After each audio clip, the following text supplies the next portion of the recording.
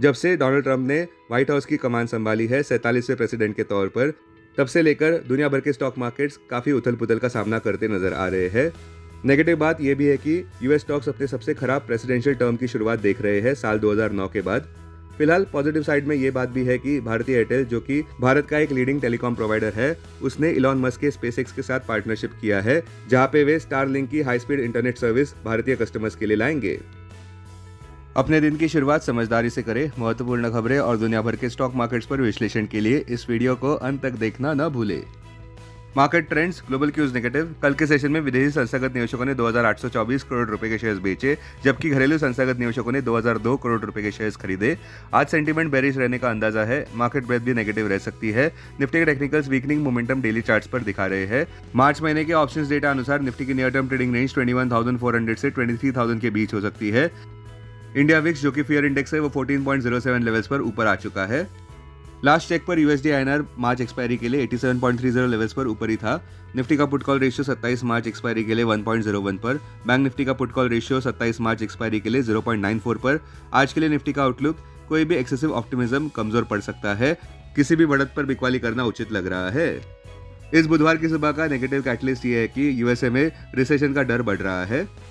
वो इसलिए क्योंकि राष्ट्रपति डोनाल्ड ट्रंप का कहना है कि रिसेशन को नजरअंदाज किया नहीं जा सकता जब ये टैरिफ पॉलिसी चेंजेस लागू हो रहे हैं।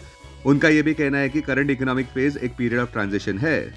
तो बड़ा सवाल ये आता है कि क्या वाकई में यूएसए बड़े रिसेशन की ओर बढ़ रहा है? सख्ती से कहे तो निवेशक इस बात को लेकर चिंतित है कि ट्रंप के नए टैरिफ्स और पॉलिसीज ग्रोथ को कमजोर कर सकते हैं। इस तनाव भरे बैकड्रॉप के चलते सबसे बड़ा सवाल अगला आता है कि बेंचमार्क निफ्टी और कितना नीचे गिरेगा। वैसे देखें तो निफ्टी अपने 200 डीए में 24,064 मार्क के काफी नीचे व्यापार करता नजर आ रहा है। टेक्निकली यहाँ से निफ्टी के लिए मेक और ब्रेक सपोर्ट 22,227 मार्क पर है। उसके नीचे हमें लगता है कि भारी गिरावट देखने को मिल सकती है। फिलहाल तो ये साफ नजर नहीं आ रहा है कि निफ्टी 22,227 मार्क को तोड़ेगा या नहीं। शायद आगे आने वाले दो अहम कैटलिस्ट इसकी पुष्टि कर पाएंगे। पहला, आज आने वाले US CPI inflation data USA में, और दूसरा गुरुवार को यूएसए में ही आने वाला पीपीआई इन्फ्लेशन डेटा।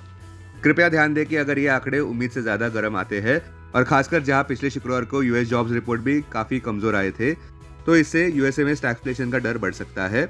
स्टैगफ्लेशन एक ऐसी परिस्थिति होती है जहां पे इन्फ्लेशन बढ़ता रहता है, वही दूसरी ओर इकोनॉमी भी कमजोर पड़ती जाती है। अब टेक्निकली अगर देखें तो निफ्टी क्लोजिंग प्राइस 22,498, सबसे बड़ा सपोर्ट निफ्टी के लिए 22,227 मार्क पर, इमीडिएट इंटरनल रेजिस्टेंस 22,689 मार्क पर। आज की ट्रेडिंग रेंज 22,300 से 22,600 के बीच हो सकती है। Bias negative. Bank Nifty closing price 47,854, bank Nifty के लिए डाउनसाइड रिस्क 46,100 मार्क पर। बैंक निफ्टी के लिए सबसे बड़ा रेजिस्टेंस 48,900 मार्क पर। बैंक निफ्टी की आज की ट्रेडिंग रेंज 47,100 से 48,100 के बीच हो सकती है। Bias negative. कल के सेशन की पॉजिटिव बात यह रही कि निफ्टी में स्टीप मॉर्निंग लॉसेस में रिकवरी देखने को मिली, और इतना ही नहीं, निफ्टी डॉटेड लाइंस के ऊपर बंद होने में सफल भी रहा। फिर भी एडवांस डिक्लाइन रेशियो बेयर्स के पक्ष में था 3:2 में। सेक्टर स्पेसिफिक में निफ्टी प्राइवेट बैंक इंडेक्स 1.38% नीचे गिरा नेगेटिव बायस के साथ। इस भारी गिरावट का कारण है इंडसइंड बैंक की भारी गिरावट, जहां पे कल के व्यापार में इंडसइंड बैंक 27% नीचे गिरा, जब बैंक ने यह रिपोर्ट किया कि डिस्क्रिपेंसीज है उनके डेरिवेटिव पोर्टफोलियो में। ये इंडसइंड बैंक का अब तक का एक दिन का सबसे बड़ा फॉल है। वहीं दूसरी ओर सन फार्मा 3% ऊपर बढ़ा, जब खबर ये आई कि US based biotech company checkpoint therapeutics को सन फार्मा ने अक्वायर कर लिया। सन फार्मा ने इस कंपनी को ₹3,099 करोड़ में अक्वायर किया। इसके साथ साथ जायडस लाइफ साइंसेज भी सुर्खियों में था, जब खबरों के अनुसार कंपनी ने कंट्रोलिंग स्टेक एक्वायर किया है 85.6% का France based orthopaedic technology firm Amplitude Surgical SA में, जिसकी कुल कीमत है ₹2,430 करोड़ की। अब डेरिवेटिव्स डेटा डैशबोर्ड पर ध्यान देते हैं। Nifty March futures last traded price 23,590, premium +92। Put call open interest ratio Nifty 27 मार्च एक्सपायरी के लिए 1.01 पर, बैंक निफ्टी 27 मार्च एक्सपायरी के लिए 0.96 पर। Maximum call open interest Nifty के लिए 31,000 और उसके बाद 23,000 स्ट्राइक प्राइस पर। बैंक निफ्टी के लिए maximum call open interest 52,000 strike price पर। Maximum put open interest Nifty के लिए 22,000 और उसके बाद 22,500 स्ट्राइक प्राइस पर।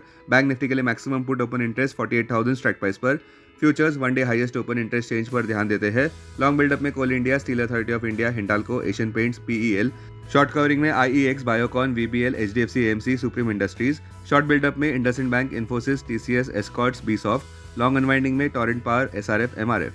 आज स्टॉक्स जो एफएनओ बैड में है वो है BSE, Hindustan Copper, IndusInd Bank, Manappuram और स्टील अथॉरिटी ऑफ इंडिया। अब बीएसई डेरिवेटिव्स डेटा डैशबोर्ड पर ध्यान देते हैं। Sensex March futures last traded price 74,587, premium plus 485, put call open interest ratio Sensex 25 मार्च एक्सपायरी के लिए 1.05 पर, बैंकेक्स 25 मार्च एक्सपायरी के लिए 0.75 पर, maximum call open interest Sensex के लिए 76,000 स्ट्राइक प्राइस पर, बैंकेक्स के लिए 55,400 स्ट्राइक प्राइस पर, maximum put open interest Sensex के लिए 74,000 स्ट्राइक प्राइस पर, बैंकेक्स के लिए 55,500 स्ट्राइक प्राइस पर।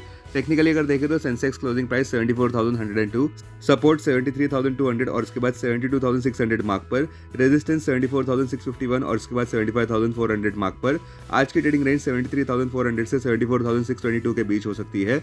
बायस न्यूट्रल। 21 डीएमए 74,260 मार्क पर, 50 डीएमए 73,760 मार्क पर, 200 डीएमए 75,689 मार्क पर। Investments in security markets are subject to market risk. Read all the related documents carefully before investing. This content is purely for information and educational purpose only and in no way to be considered as an advice or recommendation.